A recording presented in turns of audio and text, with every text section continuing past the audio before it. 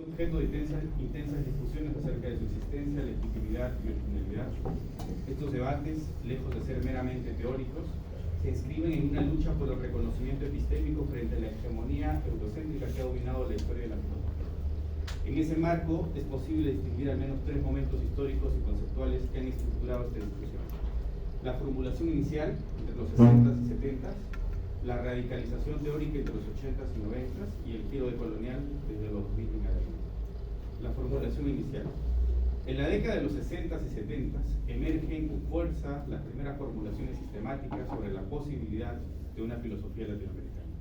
En este contexto, filósofos como Leopoldo Sea, Salazar Botti y Arturo Roy comienzan a plantear la necesidad de construir un pensamiento que no sea mera repetición o imitación de las corrientes filosóficas europeas, sino que responda a los problemas históricos, sociales y culturales de América Latina.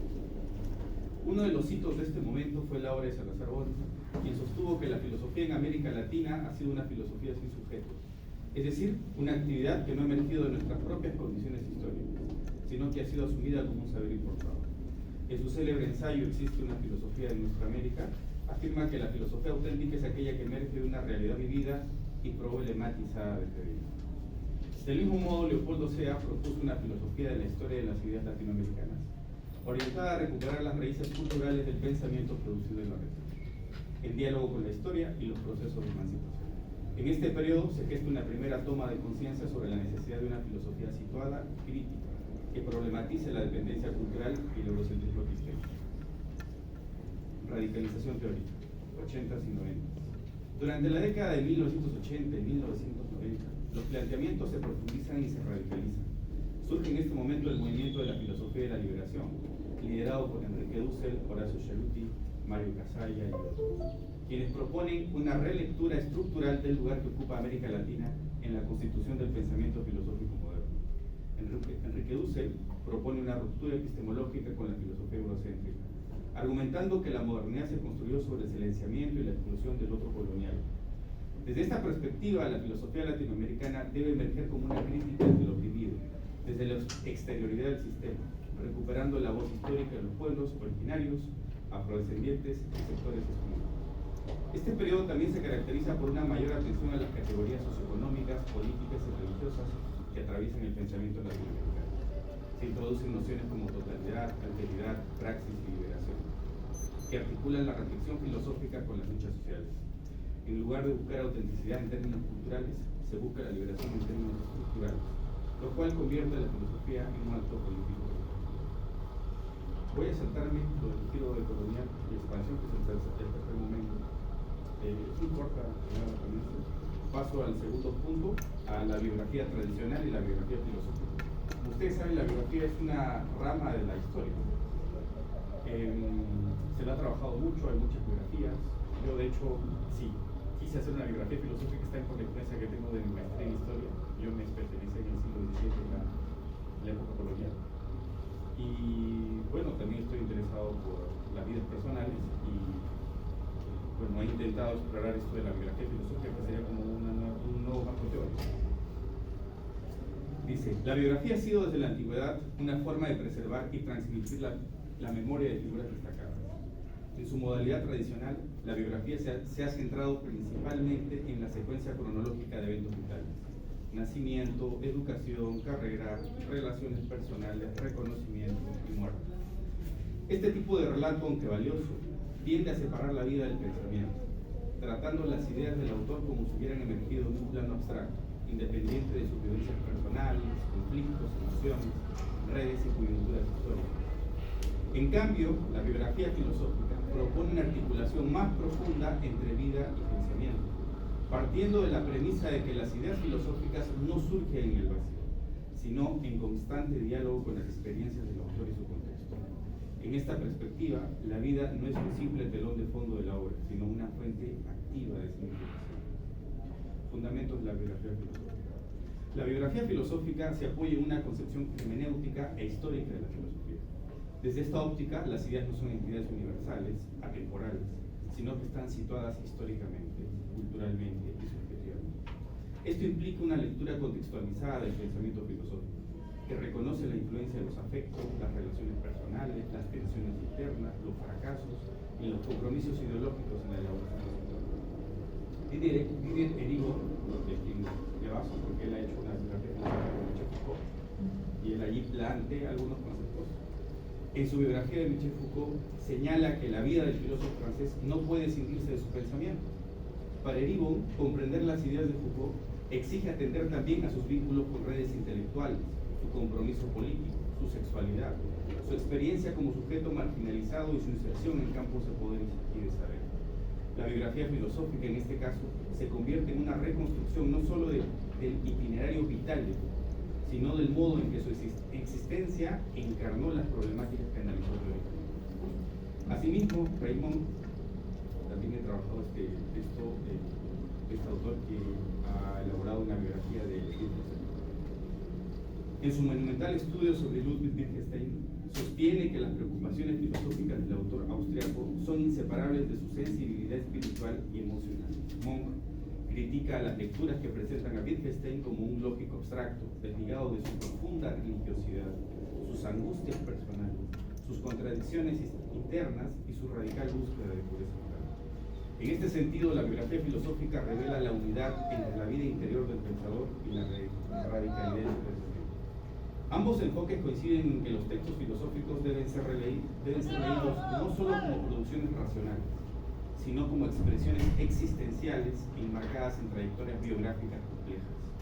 La biografía filosófica, por tanto, no niega la autonomía de las ideas, pero insiste en restituir su densidad vital e histórica. Capítulo 2. Aplicación del enfoque geográfico filosófico a Mariano Iberico. El caso de Mariano Iberico Rodríguez resulta especialmente propicio para ser abordado desde un enfoque de la biografía filosófica. Su vida transcurrió en un periodo crucial para la historia del Perú y de América Latina, el tránsito del siglo XIX al XX y el desarrollo de la primera mitad del XX, marcados por las transformaciones sociales derivadas de la modernización, las tensiones entre tradición y progreso, y la consolidación de un aparato intelectual nacional después de la Guerra del Pacífico. Iberico no fue solo un filósofo de gabinete, sino también funcionario público, diplomático y ministro, fue en su momento, rector universitario, maestro, lector apasionado cuando fue rector. Vargas Llosa estudiaba aquí, Vargas Llosa lo recuerdo un poco en el seminado, y viajero también, viajó mucho por Europa y por la Sierra Andina. Su obra no puede comprenderse al margen de su formación inicial en Cajamarca, en donde nació. Su activa participación en los debates filosóficos en San Marcos, su aproximación al neocantismo, al personismo y a la fenomenología, así como de su experiencia vital y laboral como magistral en Huancayo y Lima, y de su particular sensibilidad estética ante el paisaje andino.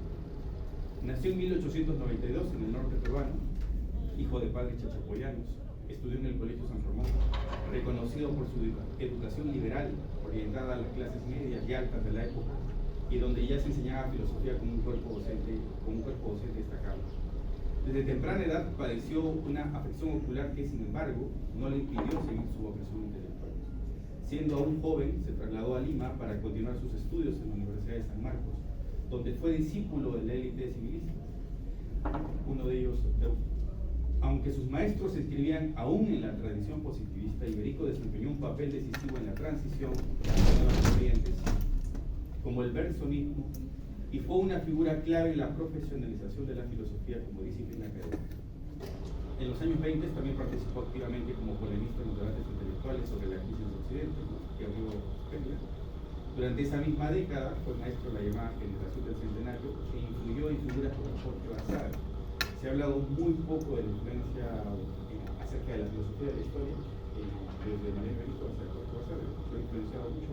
Basada es un libro donde habla de muchas biografías y considera que Mariano Iberico fue fundamental en su filosofía de la historia. Todos estos aspectos de su trayectoria estuvieron íntimamente ligados a su producción filosófica. Y solamente pongo dos ejemplos aquí. En el sentimiento de la vida cósmica del año 39, Iberico desarrolla una ontología estética del mundo profundamente influida por su experiencia del paisaje serrano, por sus reflexiones metafísicas sobre el tiempo y la interioridad, y por su búsqueda de una reconciliación entre sujeto y cuerpo.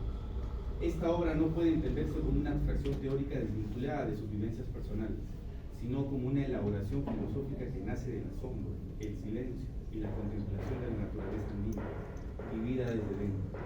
Este libro además no se comprende sin sus célebres notas sobre el paisaje de la sierra, ampliamente leídas y valoradas en ese momento. Es la obra que más se ha realizado. La biografía filosófica permite mostrar que su noción de la tradición, pues al parecer, que es el otro libro, no es solo una categoría ontológica, sino también una forma de habitar el mundo. Una actitud existencial marcada por el retiro, la interioridad y la intuición. En este sentido, su pensamiento puede leerse como una respuesta vital y reflexiva ante los dilemas de su tiempo: la alienación moderna, el cientificismo reductivo, el vacío espiritual y la necesidad de restablecer una armonía entre el ser humano y el universo. Una cuestión metodológica última: el enfoque biográfico-filosófico permite superar dos errores comunes en la historiografía filosófica latinoamericana. Uno, el presentismo abstracto, que interpreta las ideas sin contexto ni trayectoria vital. Y dos, el historicismo plano, que convierte al filósofo en mero producto de su época, sin agencia y sin creatividad.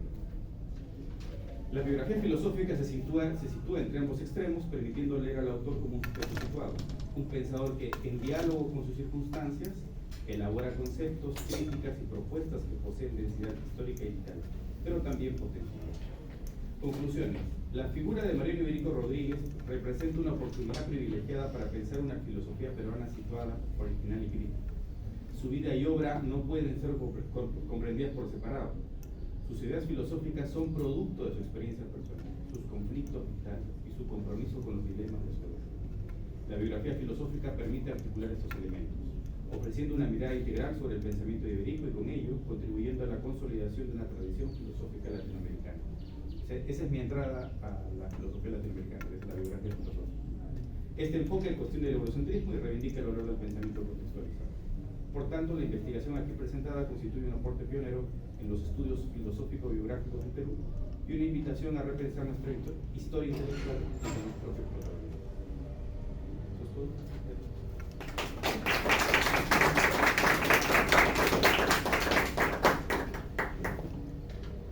Bien, vamos a continuar con la participación de Rafael Mora, ¿no?, que viene en esta oportunidad representando a la Universidad Federico Villarreal, ¿no? Muy bien, tiene 20 minutos, profesor. Ya. Correcto. Voy a ir pasando por ahí lo que vendría a ser mi presentación para que se conozca un poco, dado que pues en estos ámbitos hay que aprovechar, ¿no?, para los contactos y cualquier tipo de estas contingentes, ¿de acuerdo? Mi trabajo se titula Lógica, Ética y Mística. ¿Bien? No es lo místico como sea el mundo, sino que sea el mundo. Es una frase de esas críticas del Tractatus de Wittgenstein, y de esa voy a recoger la idea de mística, ¿sí?, para poder vincularlo con la lógica y con la ética. Bueno, mis afiliaciones son obviamente la Villarreal, también el Instituto Peruano de Investigación de Lógica y Filosofía y el Grupo de Investigación de la UNI Juan Bautista Ferro.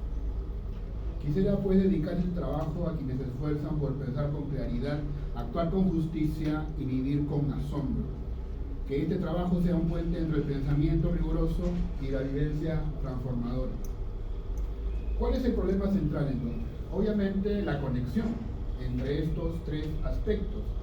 Por un lado, la lógica como estudiando la validez del razonamiento, la ética aplícase a la conducta humana, y la mística, en este caso queremos cerrar el concepto, habla de experiencias subjetivas e inexpresables que nos reportan transformación interna.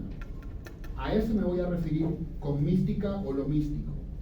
Lo que voy a plantear es que en realidad forman un entramado interdependiente, ¿sí?, y que se necesitan mutuamente para generar un verdadero cambio en el ser humano. Los cursos de lógica, en realidad, y los de ética también, son muy importantes, pero obviamente ocurre un problema cuando simplemente cada quien va por su lado. Actualmente existen pues dificultades. Las personas están sin horizonte, es lo que se llama en este caso la caída de lo simbólico y por lo tanto la repoblación de lo imaginario en términos psicoanalíticos de Lacan tomados por Zizek. ¿Qué quiere decir esto? Que que las reglas ya no importan. Y como no importan ni las reglas ni las prohibiciones, la gente se aferra a ideologías.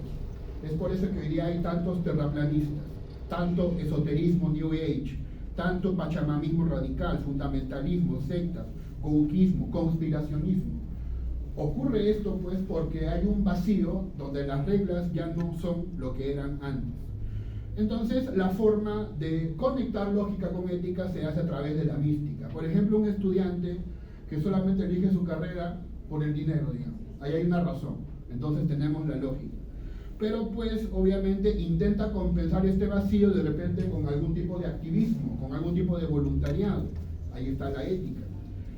Pero es tras una experiencia personal transformadora que finalmente le da sentido a todo esto, cuando salva una vida, cuando tiene un viaje espiritual, cuando sufre una pérdida personal, eso es lo que le da propósito de vida. Y es justamente lo que falta para conectar a la lógica con la ética. La lógica tiene mala fama entre los estudiantes de letras, porque pues se suele enseñar de manera bastante operativa, con muchos símbolos, y pues no es un curso tal vez favorito, ¿no? Pero hay que decirlo que no solamente hay lógica formal, también hay lógica no formal, aunque las dos valen, ¿no? y son unas dependientes de la otra, solamente que esta división, esta dicotomía es la que causa este conflicto, y por eso algunos odian la lógica formal porque solamente tuvieron un docente demasiado operativista. Sin embargo, el valor de la lógica, sobre todo la no formal, se revela cuando nosotros podemos aplicar el pensamiento crítico para detectar falacias, por ejemplo, para expresarnos con claridad, para mantener la coherencia, para buscar sobre todo la verdad, y esto no lo digo yo, está en autores como Karl Popper, por ejemplo, en su libro una búsqueda de la verdad, y también está en otro texto de John Corcoran, donde habla de la inseparabilidad de la lógica y la ética. O sea, no son tesis gratuitas, en realidad hay otros autores que también lo defienden. Por ejemplo, una falacia para evitar, ¿no? Si no estás conmigo, estás contra mí. Lo cual, como ustedes saben, ¿no? Por una transformación sencilla se convierte en P o Q. O estás conmigo o estás contra mí. Es el típico ultimátum, ¿no? que se suele proponer. Bueno, hay que decirle, señor, hay puntos intermedios, ¿no? No todos extremos, hay puntos grises. Justamente es para defender la autonomía del pensamiento, el pensamiento crítico en la educación. Si un estudiante dice, pues por si todos copian, ¿por qué yo no copio? Decirle, sí, pero ese es un error, se llama falacia al populo. O sea, porque lo hace la mayoría, tienes que hacerlo tú. Entonces, ese es el sentido de enseñarle la lógica, sobre todo para enfrentarse a lo que vamos a llamar los argumentos malvados. A ver, ¿qué tanto le van a ustedes de lógica? ¿Qué falacia hay acá? Todos los humanos son destructivos, por eso el mundo estaría mejor sin ellos. Falacia de manual. Respuesta, generalización apresurada. No todos son malos. Hay algunos que somos todavía rescatados. Hay otros que todavía con mayor razón. Por ejemplo, da mucha sorpresa que esto no sea reconocido. A ver, segunda oportunidad. O eliminamos a la mitad de la población o el planeta colapsará. ¿Qué falacia es? ¿O ya te convenció? Falso dilema. Falso dilema. Y sale de Thanos, de la película Avengers, Endgame. ¿Ya? De ahí lo recojo en realidad. ¿Sí? Ahí está, falso dilema. Otro más. La fiebre es el modo en que el cuerpo mata al virus. La Tierra tiene fiebre y el virus es la humanidad. ¿Qué falacia será? O ya nos convenció, ya hay que matar a la gente, señores. Muchos contaminan ya. Es falsa analogía, señores. Son falacias de manual, y que no podamos reconocerlo nos debería llamar la atención. O bien nos enseñaron mal la lógica, y lo cual es perdonable, y hay gente así. O bien, pues, no nos motiva a aprender eso y por eso nos engañan y nos toman por tontos, nos manipulan rápidamente. Y eso es lo que hay que, más o menos, enfatizar. Hay más ejemplos que obviamente saltaré para no estar dándole más y más ejemplos que ya están percatándose. Vamos al tema de la ética. El problema en la ética tiene que ver con la dicotomía entre pensar una cosa y hacer otra. ¿Sí? Justamente es lo que se llama la dimensión teórica, los valores morales, y lo que se llama la dimensión práctica, la moralidad, el conjunto de acciones morales. ¿Sí? Entonces, por ejemplo, se suele acontecer esto, ¿no?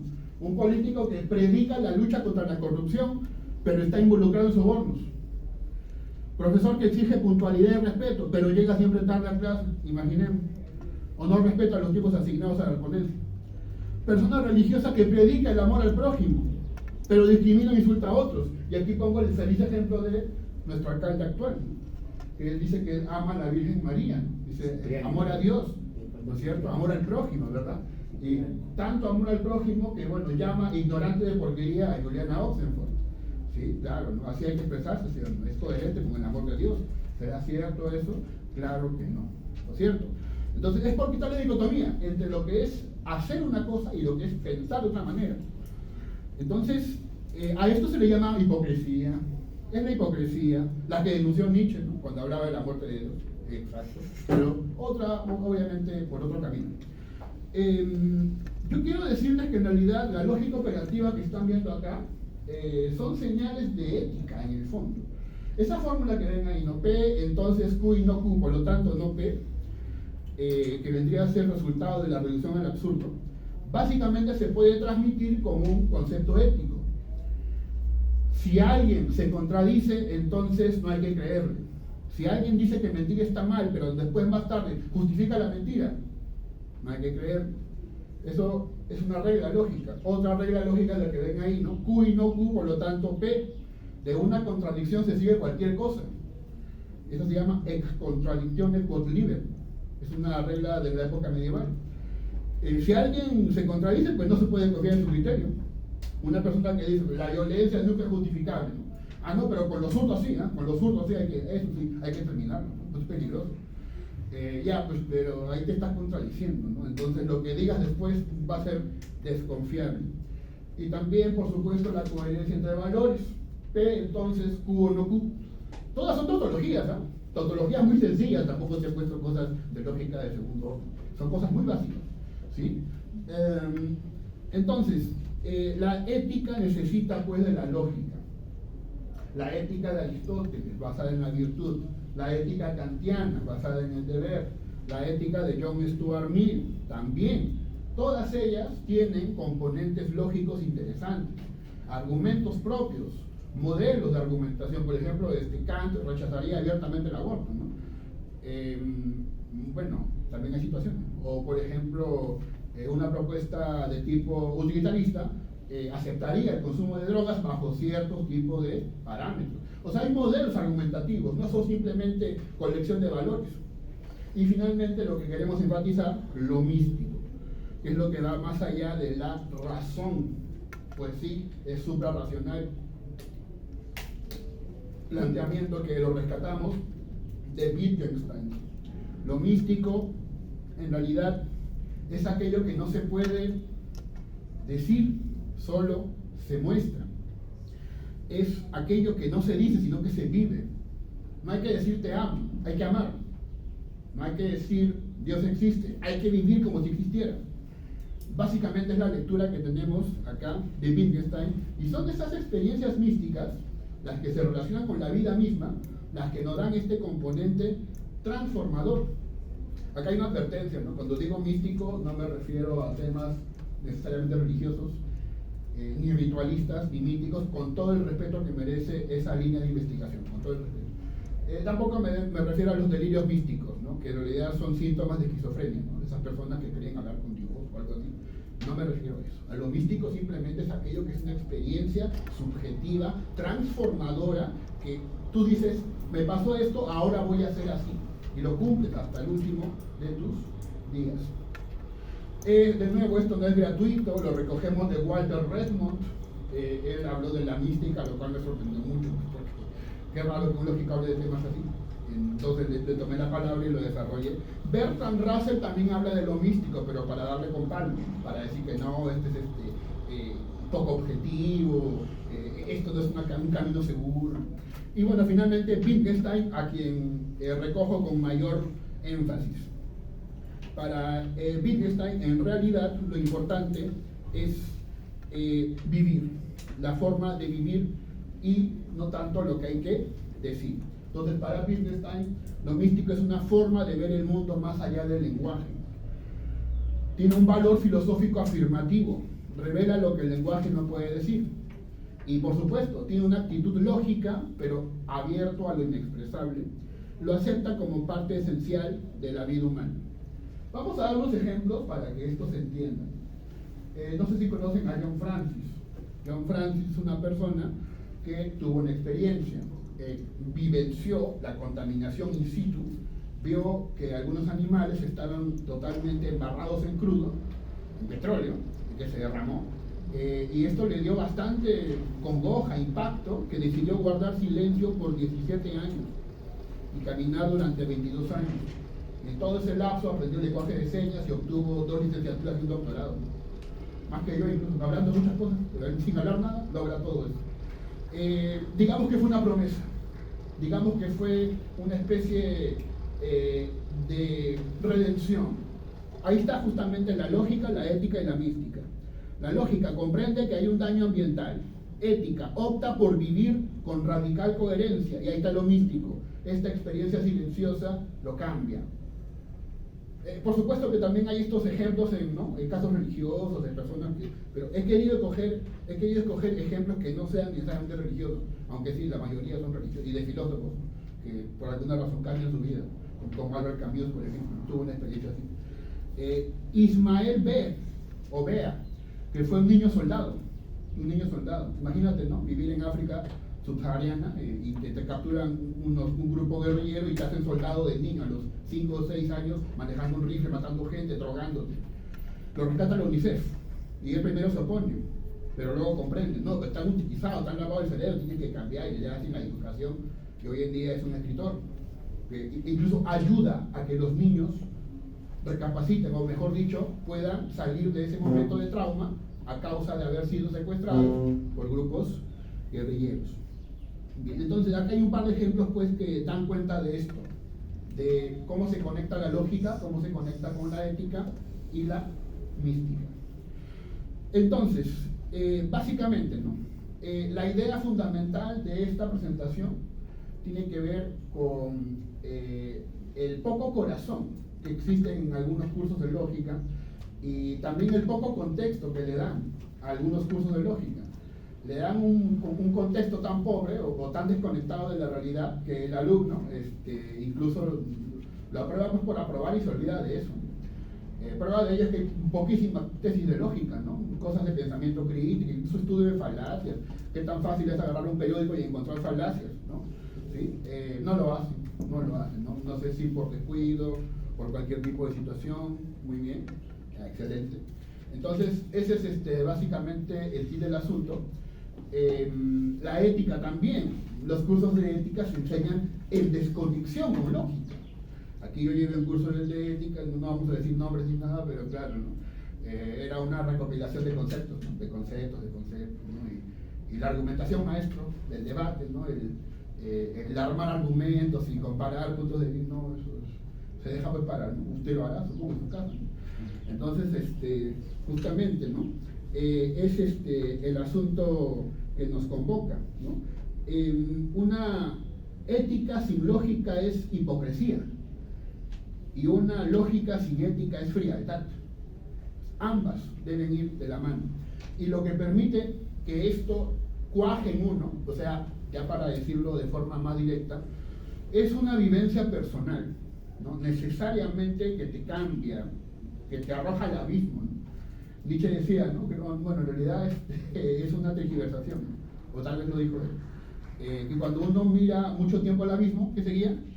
El abismo, entonces el abismo mira dentro de ti, ¿no? Bueno, eso hay que interpretarlo, no es una cuestión muy interesante, pero cuando tú tienes experiencias pues personales que te afectan, que te impactan, eso realmente te hace virar. Entonces, pues, tener un hijo, por ejemplo, ¿no? A uno que puede ser muy mujeriego, tener un hijo le hace sentar cabeza, ¿no? O tener una hija, ¿no? Que se da cuenta de ser tan picaflor, tan picarón, ¿no? Como por aquí, por ahí, tiene una hija, ¿no?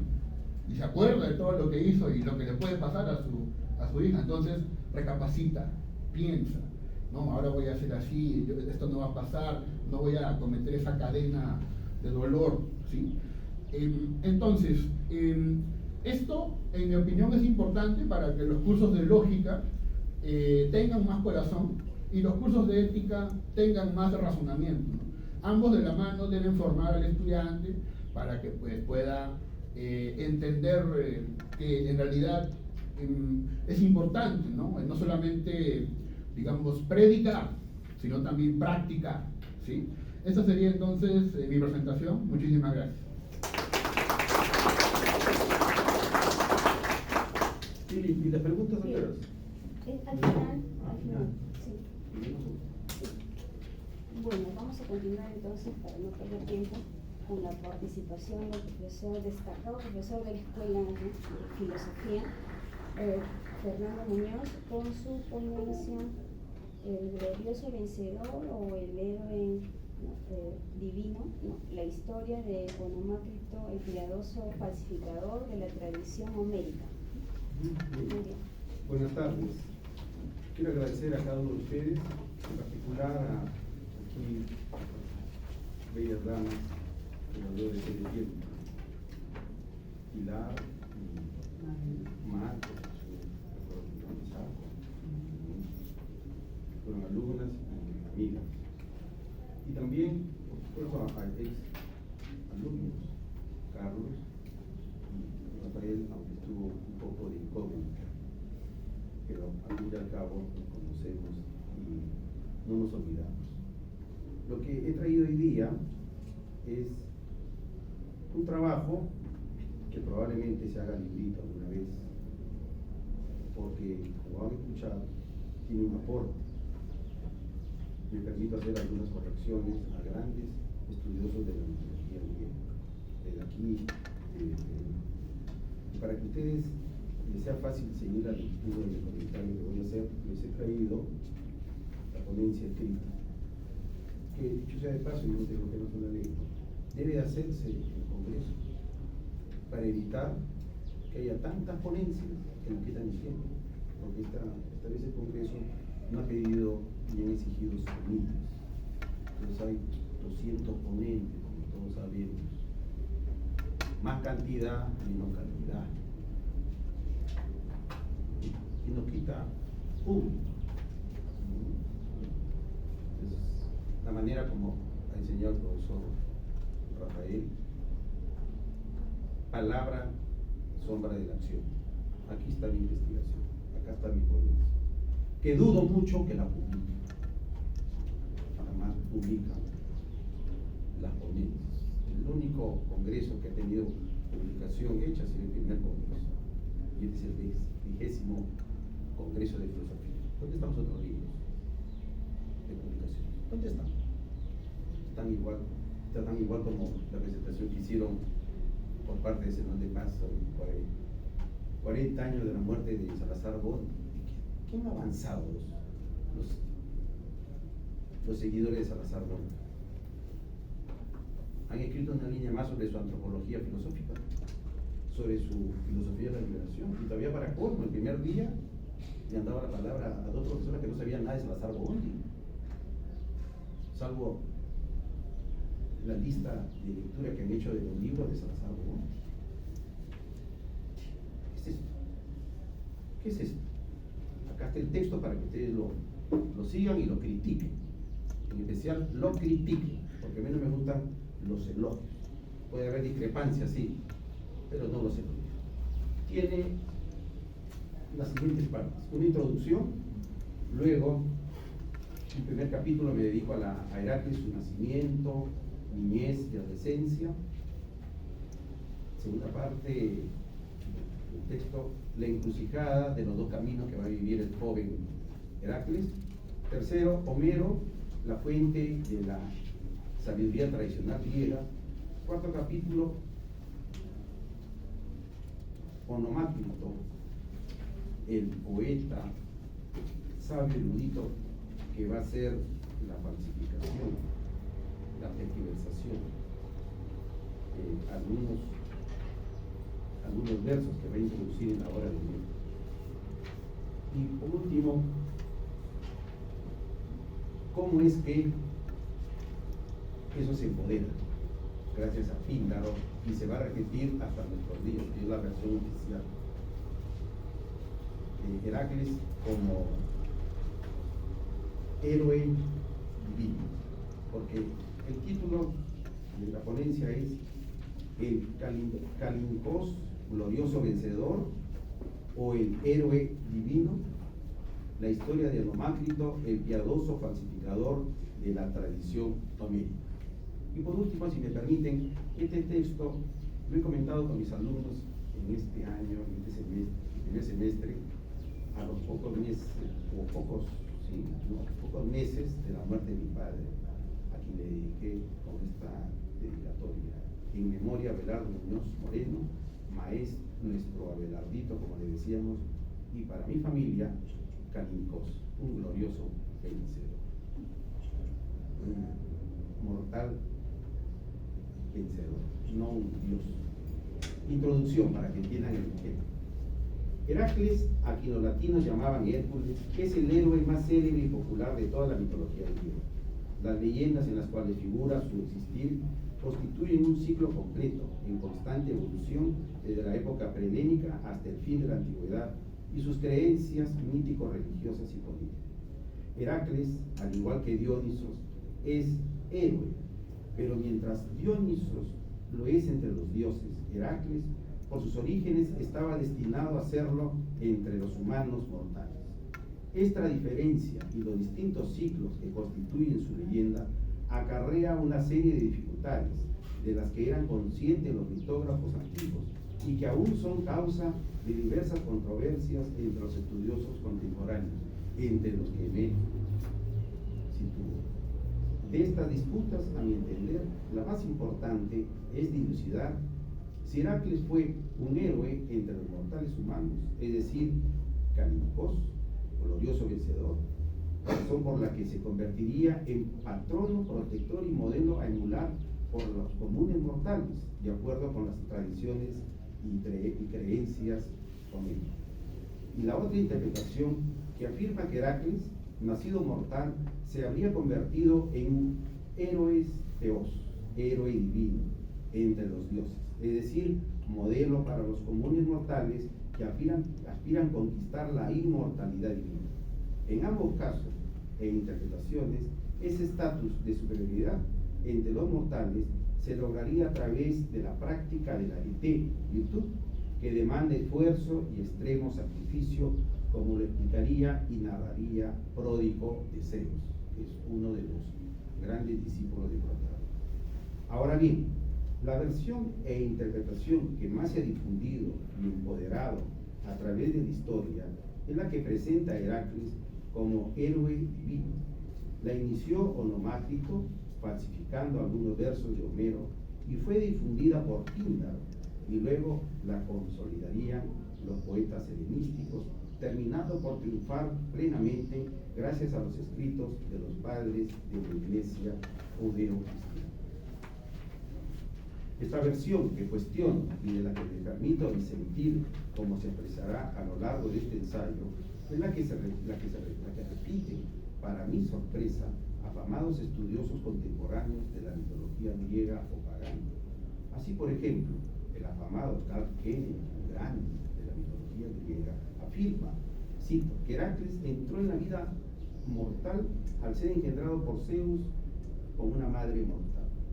Tuvo que recorrer una larga vida terrenal antes de poder celebrar su subida al Olimpo, especifica en los héroes griegos, y sombras oscuras lo envolvieron antes de su gloria final. Él llevaba consigo el carácter divino, incluso en las historias del hijo de Zeus, Yalmena, que es como había de conocerle el mundo entero. Tenía razón el sabio poeta Píndaro Alega Querenio, que lo había llamado héroe divino. Probablemente se contaban historias heroicas de otros dioses que le precedieron, pero ninguno fue con tanta claridad el dios entre los héroes como Heracles. Fin de la cita.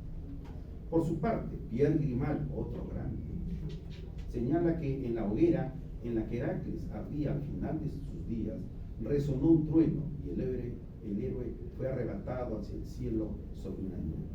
Ya entre los dioses, Heracles se reconcilió con Hera, agrega el prestigioso autor del Diccionario de Mitología. la cual se convirtió en su madre inmortal después de una ceremonia en la que se simuló el nacimiento del héroe como si saliera del seno de la diosa. Casó con Hebe, la diosa de la juventud, y en lo sucesivo fue uno de los inmortales, gloria que había merecido por sus trabajos, su valor y sobre todo por sus sufrimientos. Fin de la cita. Sin embargo, antes de exponer la trama en torno al legendario Heracles y la falsificación de su leyenda por parte del piadoso, entre comillas, Onomácrito, poeta de la corte de Pisístrato, narramos de manera abreviada las historias relativas a la infancia, educación y sobre todo vivencias del héroe. Ellas son, junto con los episodios referentes a su apoteosis, los únicos elementos del ciclo Heraclio susceptibles de ser integrados dentro de una cronología aproximada. Esa es la introducción. Primer capítulo, o parágrafo si quieren, en Heracles, nacimiento, niñez y adolescencia. No se lo voy a leer porque nos tomaría mucho tiempo, y el Congreso es un poco copia de la noche filosófica que hace la Harvard o Guachapa del Perú, la PUC, donde ahí cada uno llega, lee 5 minutos y luego sale. Una ocasión solamente para lucir corbata, saco o algún zapato nuevo. Pasarela.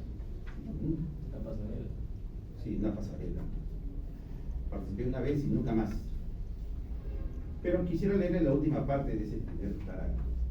Al llegar a la adolescencia, Heracles se encontrará en la encrucijada de los caminos, a elegir pasajes de la vida del héroe que relabora Pródico de Zeus, sofista de primera generación, discípulo de Protágoras y rival de Borges, presentándolo como el modelo o prototipo para todo joven que busque trazar su camino. Segundo capítulo, Heracles y la encrucijada. Pródico, el renombrado y digno discípulo de Protágoras, retomando a Hesíodo y su metáfora del camino, reelaboró el famoso mito de Heracles ante la encrucijada de los dos caminos, el de la virtud y del vicio, que Jenofonte se encargó de difundir y citar en su recuerdo de Sócrates, que ha llegado hasta nosotros, pues el escrito de Pródico, como el de otros famosos sofistas, se perdieron o desaparecieron lamentable y dramáticamente. Pródico, al reelaborar el mito del esforzado Heracles, crea la encrucijada, entre comillas, ante los caminos que tendrás que coger todo joven, en este caso el efebo héroe, cuando estaba pasando de la niñez a la adolescencia, relata Jenofonte, momento en el que los jóvenes, al hacerse independientes, revelan si se orientarán en la vida por el camino de la virtud o por el vicio. Tiene una revelación, dos mujeres, todas ellas hermosas, una que le ofrece el camino del vicio y la otra la de la virtud, pero que esta va a tener mucho esfuerzo. Para comprender bien, me permito yo hacer una nota a pie de página sobre el significado de camino, y se las leo para que no pierda ninguna idea. El camino, jodos, senda, camino, sendero, oimos e incluso oime, canto, pues los términos se vinculan y se discute si significaban lo mismo. Aparecen usados desde Homero para referirse a una imagen o metáfora por la cual el poeta o aeda sabe que hace algo por sí mismo y así se va distanciando del simple rapsódico. El poeta, y es importante tener en cuenta eso, en primer lugar no es cualquiera, igual que el filósofo, no es cualquiera. Y su palabra, poeta, filósofo, palabra, traza un camino de vida. No se trata de divertirse, de hablar, de participar en un congreso para tener un certificado y soy ponente, o escribir para decir que soy investigador reñido. Una palabra que tenga contenido, que traza un camino de vida, como nos ha estado insistiendo el profesor, de vida. Pero el que la habla la vive, y eso es lo que le da autoridad. Eso es lo que le da autoridad. Y Pródico ha reelaborado pues, el mito creado por Hesíodo y deja trazado esto que va a ser importantísimo para todo el griego. ¿Qué camino vas a optar? Heracles no está al margen de todo eso. Heracles, habiendo cumplido los 18 años, realizó su primera hazaña al matar al león de Citerón. Era una fiera de tamaño y ferocidad tal que producía verdaderas devastaciones, y empieza su vida como un hombre bien tosco. Dejamos de lado eso, están ahí para que lo lean. Luego me ocupo de Homero, el tradicional poeta, y cito dos pasajes. Primero, el de la Ilíada, canto 19, están ahí las líneas, donde se presenta a Heracles como su hijo ante los dioses del Olimpo y dice que es mortal y que va a gobernar entre los hombres de manera maravillosa, pero es mortal. Pero en la Odisea, canto 11, Homero presenta a Heracles en una condición única en su género, pues en el Hades se encuentra su eidolón, espectro, sombra o imagen, y en el Olimpo está al mismo tiempo el Heracles, Dios inmortal. ¿Qué pasó acá? ¿Qué sucedió acá? Es la mano del piadoso Onomácris. Capítulo 3.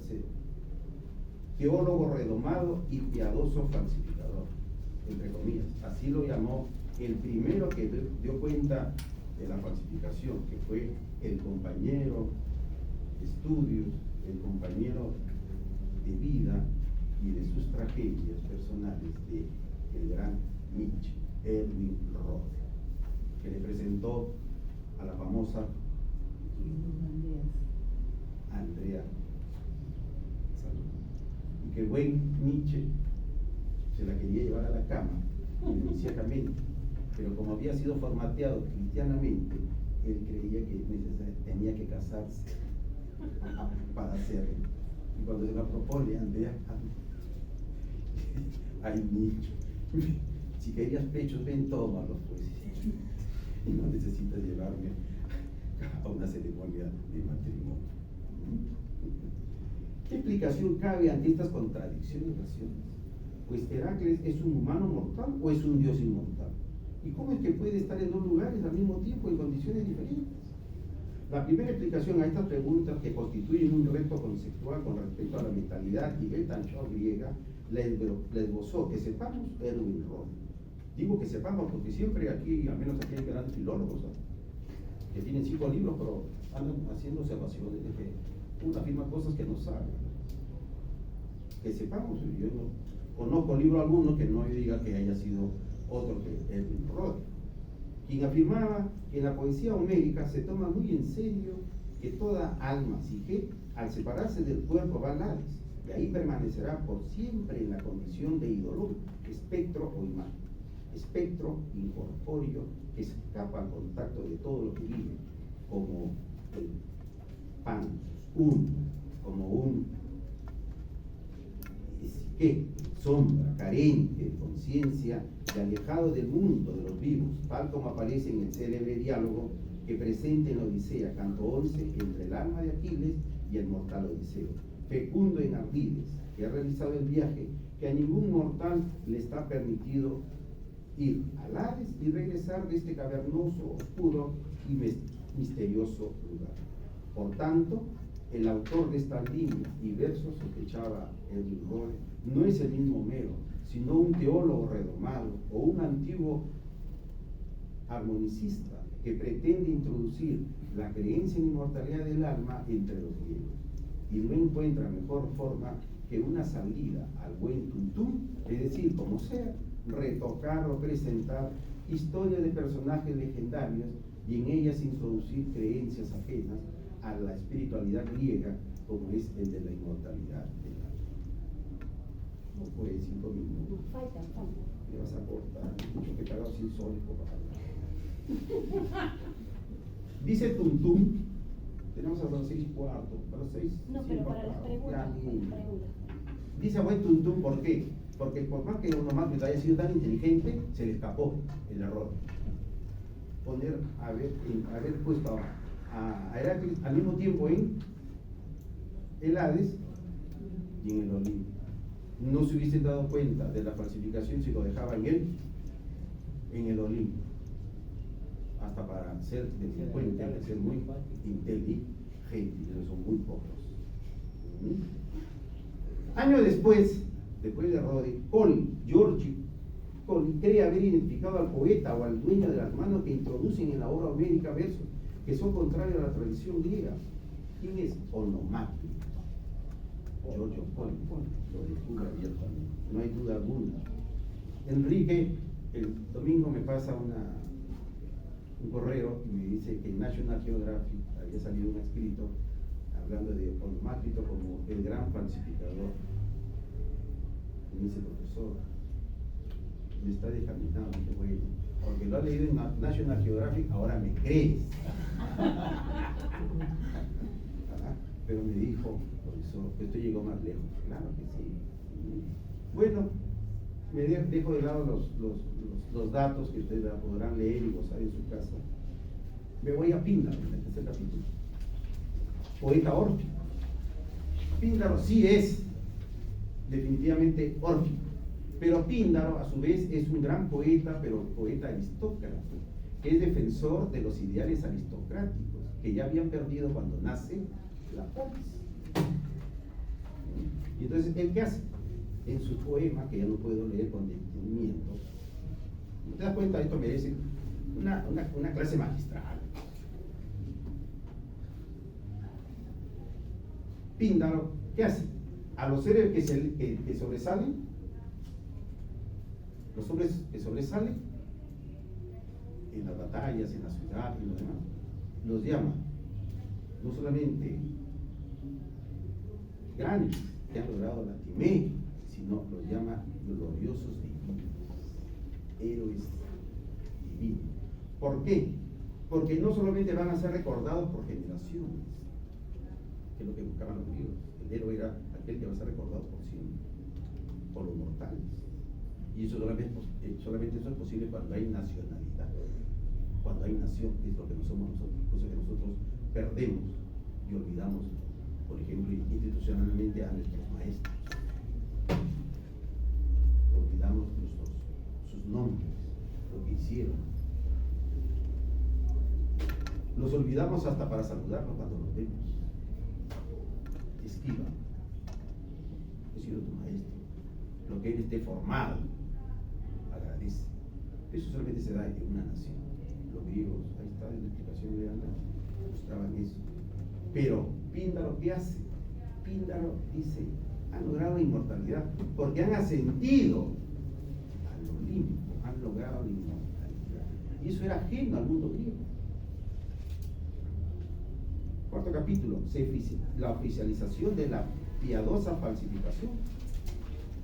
El libro de Onomáclito, el libreto, de Onomáclito y de Píndaro, como nos lo indica la historia, con el correr de los años, terminará oficializándose y repitiéndose hasta nuestros días. Más aún, si de los autores defensores de los ideales tradicionales, salvo las escasas referencias a los escritos de Antíloco, Pródico, Antístenes y Diógenes, no se han conservado mayores evidencias que oculta la gran controversia que provocaría en el mundo griego la novedosa propuesta de los poetas órficos pitagóricos, enemigos de la tragedia y su enigmática y paradójica expresión en línea dionisiana.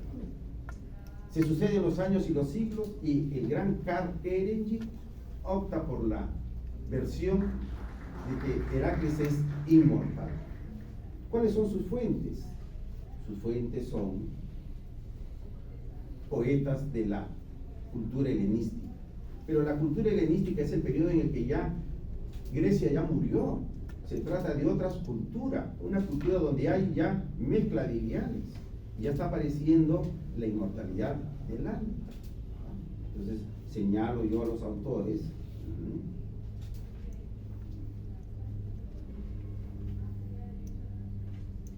termino, y aquí voy a concluir, dando cuenta del último trabajo, el de sacar al perro del mundo de Hades, que es su máxima conquista, y por eso había ganado ya la inmortalidad. Pero déjenme que disfrute con mi escrito y que lo comparta con ustedes. Ahora bien, volviendo a la leyenda y poniendo fin a este ensayo, que espero haya sido ilustrativo y de mucha utilidad para comprender el filosofar de Diógenes de Sinope en especial, que al igual que su maestro Antístenes había proclamado a Heracles como su modelo o referente a emular, Euristeo, celoso y temeroso del valiente e infatigable Heracles, en vez de celebrar su éxito, lo humilla entregándole el sacrificio que estaba realizando una porción de las reservadas para los esclavos. Heracles, arrebatado, asesina a 3 hijos de Euristeo y se aleja de estas tierras. Sigue viajando y viviendo múltiples aventuras que lo llevan incluso en calidad de esclavo a Asia. Liberado de esa condición, fue a Troya, la incendió y puso en el trono a Príamo. Él, Calínicos, glorioso vencedor, después de muchas conquistas y aventuras, tanto bélicas como amorosas, se casa con Deyanira, cumpliendo la promesa que le hiciera su amigo Meleagro en el Hades. Detalle que explicaría el por qué la esposa le resultó infausta. Pero no deja de tener andanzas sexualmente apasionadas, entre ellas con Yole, a quien quiere llevar a su casa para juntarla con su celosa esposa Deyanira.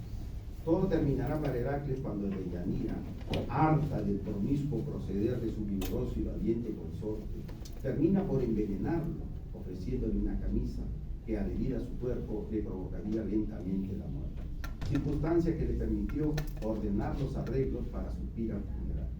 A pedido de Hilo, Heracles es llevado al pie del monte Eta en Traquis, pues el oráculo de Delfos ya lo había señalado para su ascenso al Olimpo. Cuando todo estuvo preparado, Iolao y sus compañeros se retiraban a una breve distancia, mientras Heracles subía a la pira y ordenaba que le incendiese. Pero el fuego que ascendía en ese lugar no era motivo de tristeza. En las llamas purificadoras, sus miembros se volvieron divinos, relata Carmen, siguiendo la versión de poetas helenísticos. No era cierto que, como muchos suponían, el cuerpo mortal del dios se hubiese consumido como el cadáver de un ser mortal. Una historia decía que desde la pira ardiente subió a los cielos en una nube entre un retumbar de truenos.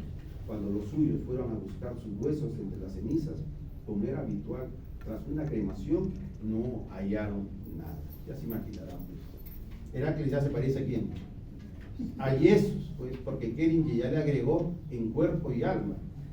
Y es que se trataría de un héroe único, excepcional, que, siguiendo la versión oficial, entre comillas, que lo calificó de héroe divino, sería el único que manifiesta impunemente sus giros. En efecto, es el único cuya tumba o cuya reliquia no se conoce. Conquista la inmortalidad mediante su suicidio apoteosis en la hoguera, agrega Michel Eliade. Es adoptado por Hera y se convierte en dios.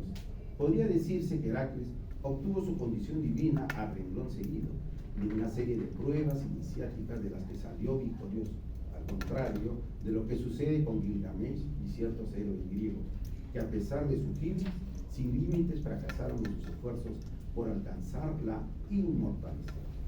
En el Olimpo, Zeus, muy contento, celebraba, por un lado, el noble comportamiento de su hijo, y por otro, anunciaba su ascensión. La parte inmortal de Heracles, exclamaba, refiere el mito retocado y oficializado, está a salvo de la muerte, y pronto lo recibiré en esta región bendita. Pero si aquí a alguien le aflige su divinización, tan merecida, ese dios o esa diosa debe aprobarlo, no obstante, les guste o no. Fin de la cita. Y termino con estas palabras. La leyenda de Heracles, ascendiendo en cuerpo y alma a los cielos en una nube entre un retumbar de trueno, venciendo a la muerte y confirmándose como una divinidad, tuvo muy buena recepción entre los creyentes y predicadores judeocristianos. Así lo expresan las referencias de Clemente de Alejandría, Basilio de Cesarea, entre otros, y por supuesto Agustín de Hipona, que supieron encontrar las afinidades necesarias entre Heracles y Jesús para sus propios fines, que determinaría con el correr de los siglos el triunfo de la cristiandad que se logró recurriendo a todos los medios, como suele suceder en los asuntos propios de los mortales. Sin embargo, entrar en detalles al respecto y es otro asunto que merecería un ensayo particular. Pero, je suis fatigué. Merci.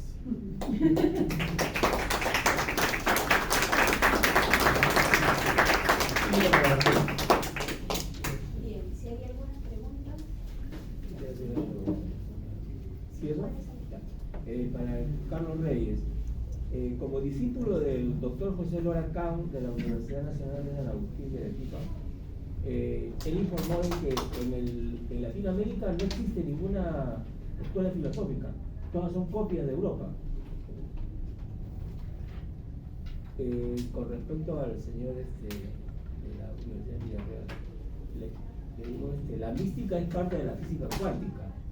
Y ¿Cómo dijiste? ¿La mística es parte de la física cuántica? no, la mística se explica con la física cuántica. Y usted explicó también de el bien y el mal, está en nuestra conciencia. Y es nuestra censura la que determina si lo hacemos o no lo hacemos. Bien. ¿De seguido? Claro, mejor respóndame. Nada más, Claro. sí. No, mejor que responda. Ya. ¿No te parece? Sí, no sé. Bueno, una más que sea así breve para que incluyan y ya. Sí, bueno. Justamente ayer hubo una ponencia sobre Marino Ibérico y su lectura de Plotino, que me pareció súper interesante. Y según estos expositores que son de la PUC, ellos mencionaron que justamente estas lecturas que hacía Marino Ibérico de los clásicos, en su historia de filosofía más bien, lo deslindaba de una suerte de filosofía latinoamericana o algo así, ¿no? No sé qué puede decir al respecto. Para el profesor Mora, creo que está usted exigiendo lo que ya Parménides trajo, ¿no? Porque Parménides justamente es un filósofo que trae la mística, trae la lógica por medio de la mística. Y para eso Peter Kingsley ya lo ha señalado, ¿no? Su libro Realidad de Atalanta es muy bueno eso. Y también Friedrich Schwab tiene un texto llamado Lógica y Trascendencia. Creo que también lo puede interesar, porque desde el terminalismo también ya se ha visto, ¿no? Que la lógica no puede carecer de esos ánimos que usted también reclama, ¿no? Y finalmente para Fernando, Heracles no sería el héroe más indicado para representar ese cambio de espiritualidad en la Grecia, porque justamente de Heracles salen, como usted menciona, los órficos y también salen los cínicos. O sea, justamente es esa figura puente, y creo que si no hubiera un Heracles lo hubiesen fabricado, porque de todas formas esa influencia ya estaba ahí. No sé qué piensa usted. Nada más. Bien, podemos entonces iniciar la. Pero yo quiero hacer una pregunta a Rafael. Sí, breve, ¿no? Sí, breve. Él dice dos cuestiones. La mística la toma de Wittgenstein, que sabemos efectivamente hablar de eso. Pero la mística nos lleva necesariamente a la relación con lo divino. Porque si tú insistes en tu defensa de la mística como transformación interna, como experiencia personal subjetiva, el problema es que la subjetividad va a llevar a múltiples caminos. Entonces va a haber un montón de locos que creen que el camino que ellos recorren es el camino que te lleva a la transformación personal. En cambio, cuando hay un referente divino, ese te pone límites al ser humano. El camino que tú tomas, peligrosísimo. Peligrosísimo. Y hay una frase muy hermosa, ojalá que la repita bien de memoria, de Arthur Koestler, que sabes. ¿Lo conoces, verdad, Rafael? No, con sensibilidad me estás vacilando de mí. Disculpe. Koestler. Koestler. Se escribe así. Entonces creo que alguna lectura usted me dio. Claro. Sí. Ya, pero ahora te voy a releer los sonámbulos y están vendiendo sus memorias, que son una delicia, y para lo que estás te va a encantar, porque él es no creyente cristiano ni de ninguna divinidad. Él es un desengañado de los humanos y del referente divino. Termina suicidándose. Y dice al final en una parte ya final de los sonámbulos, dice lo siguiente, y lo voy a citar en mi trabajo para el jueves, que te invito que vengas a escuchar. Ojalá tengas tiempo. Dice, patético es que los seres humanos hayan sido juguetes. ¿Cómo se llama esto? Marionetas de una divinidad. Pero allá, más patético, asqueroso es que sean juguetes de genes y de cromosomas, o sea, de seres humanos elevados a la divinidad. Cuidado, porque estás por ese camino. Está bien. Sígueme. Y hay otro que también dice, sígueme. Ya, pero olvídate, Lili, estamos en un congreso de filosofía, ¿no dice viva la palabra? Línea. Ya, sí, vamos, porque solamente para continuar con más Ya. preguntas, vamos a iniciar las respuestas. Ya, de la profesor respuesta. Carlos Reyes Ya. y después vamos a más preguntas. Ya, está bien. Pueden- De manera muy breve, bueno, es un debate esto de que existe o no existe la filosofía latinoamericana, un debate que se inició en los 70 quizá, ¿no? Con ese libro Existe una filosofía de nuestra América de Juan Lázaro Bonte. Él al comienzo fue bastante radical, de hecho, que es la posición más o menos de Laura Kahn, de que por nuestra condición de dependencia económica también hay una dependencia cultural, y la filosofía está dentro del plano de la cultura, entonces no existe una filosofía latinoamericana. Pero con el tiempo Salazar Bonte fue, digamos, cambiando esta postura. No, ni creo, al menos, no, ni creo.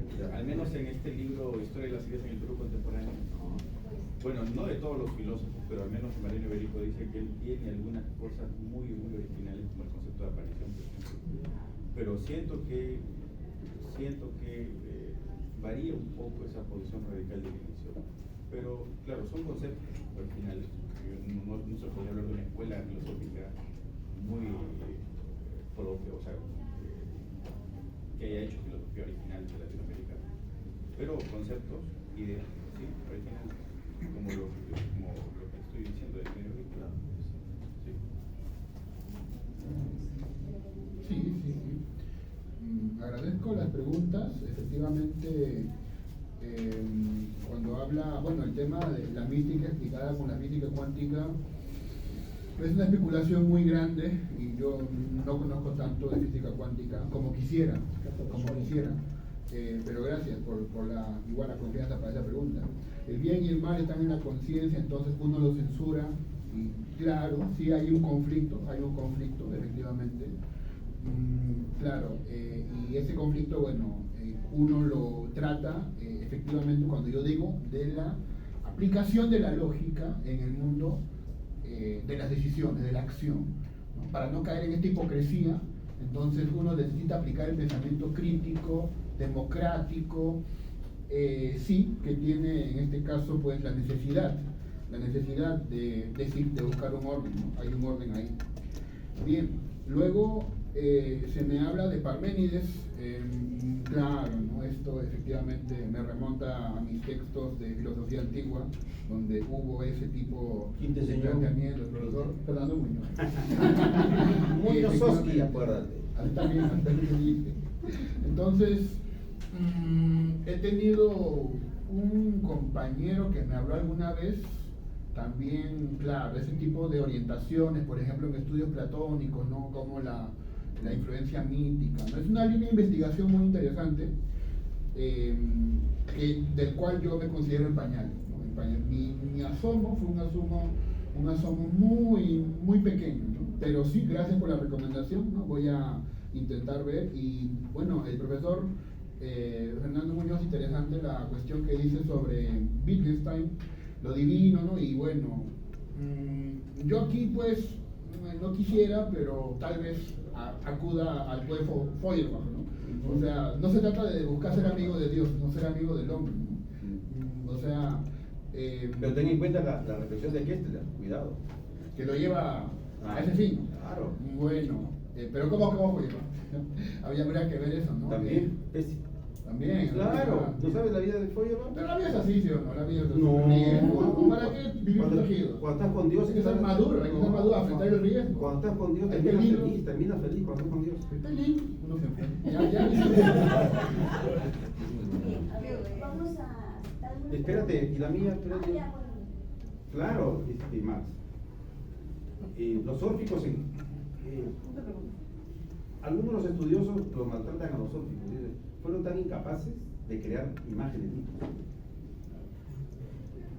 Y se encontraron con los griegos que les dejaron entrar, porque eran totalmente tolerantes los griegos. Dejaron entrar. En el siglo VIII todo eso se produce. Y los órficos predicaban sus enseñanzas contrarias a las trágicas griegas, de puerta en puerta, como hacen ahora los evangelios. Eso lo cuenta Jäger en la teología de los teológicos.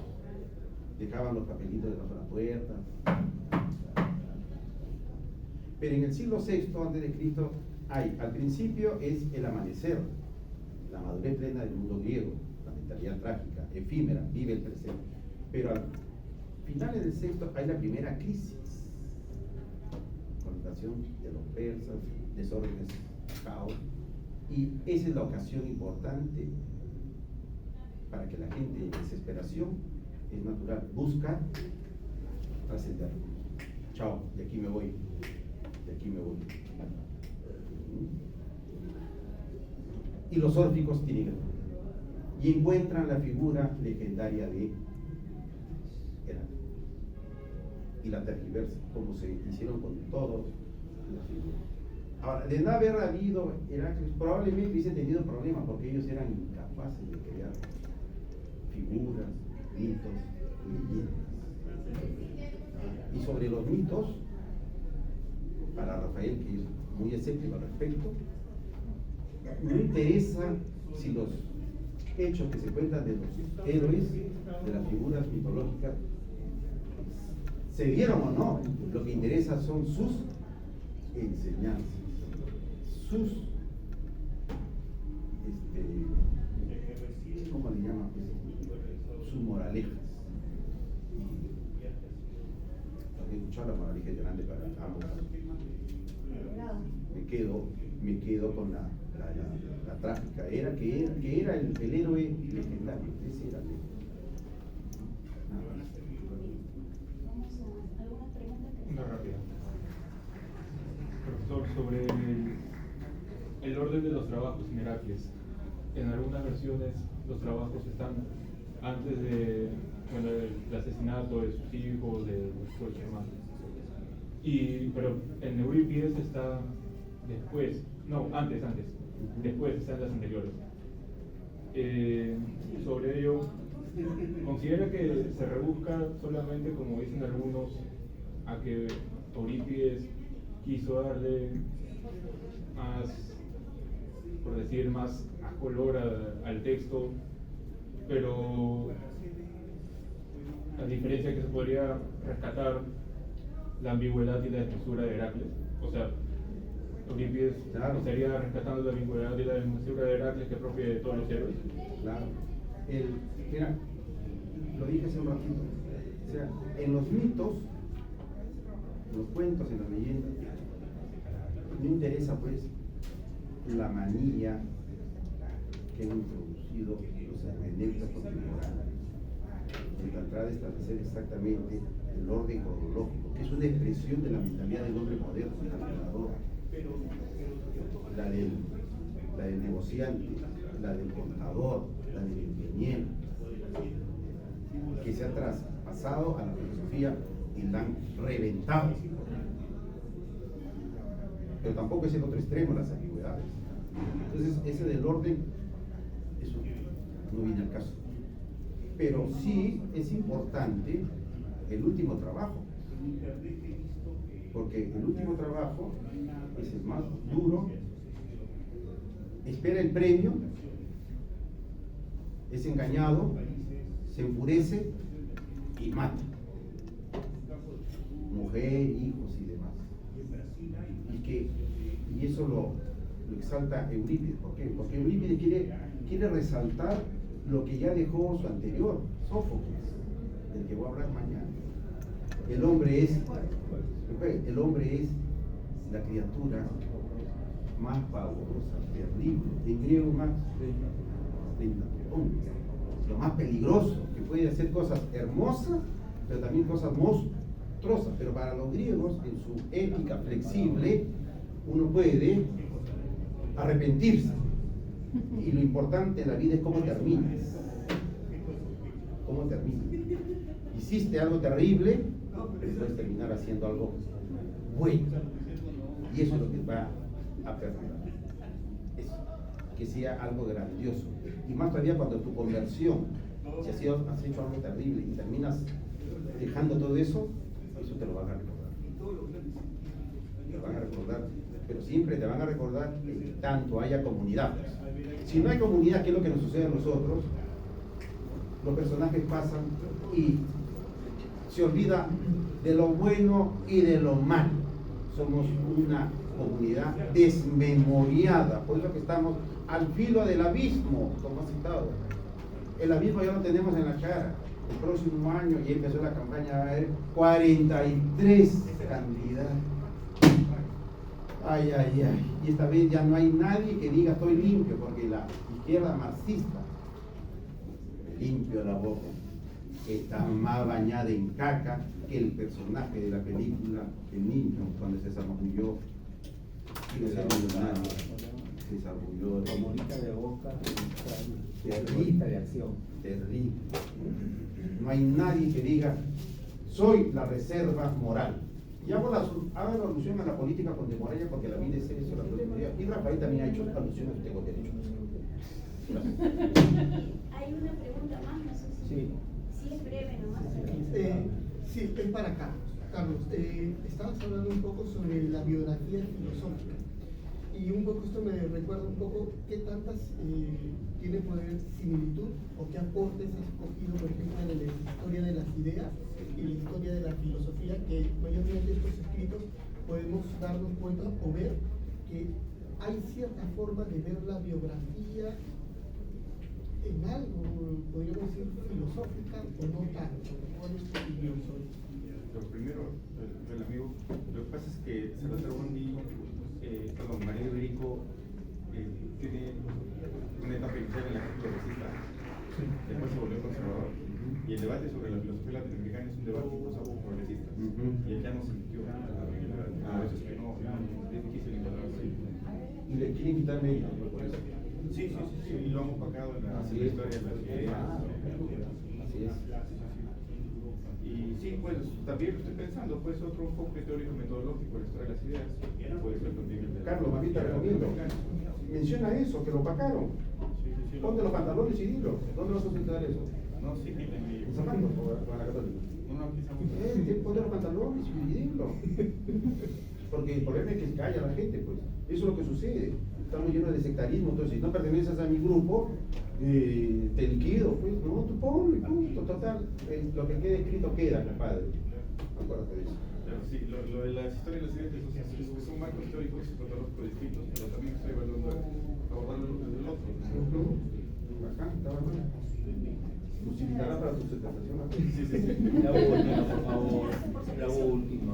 El doctor Fernando Muñoz, le agradezco mucho que me haya sacado del oscurantismo en cuanto a Hércules, pero le explico.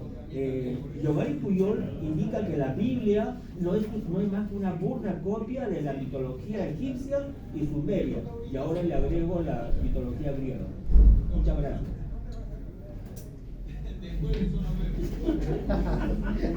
Todos los libros son, todos los libros tradicionales son un robo de una u otra cultura, ojo. Gracias.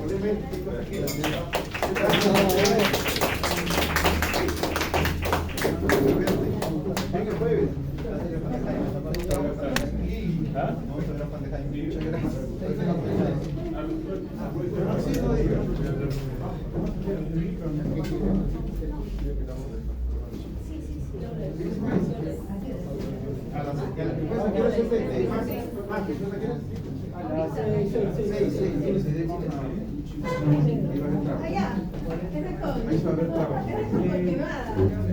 Voy a apoyar ahí. Rafael, tengo tu tarjeta, te paso unas fotos. Muy amable, gracias.